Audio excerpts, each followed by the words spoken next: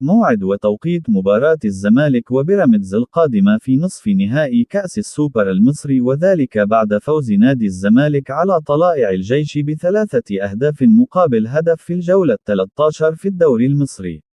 وسيلتقي نادي الزمالك مع بيراميدز في نصف نهائي كأس السوبر المصري يوم الخميس المقبل 6 نوفمبر في 7:30 مساء بتوقيت القاهرة، 8:30 بتوقيت السعودية، وقطر 9:30 بتوقيت الإمارات، على استاد آل نهيان. وستذاع المباراة عبر قناة أون تايم سبورت.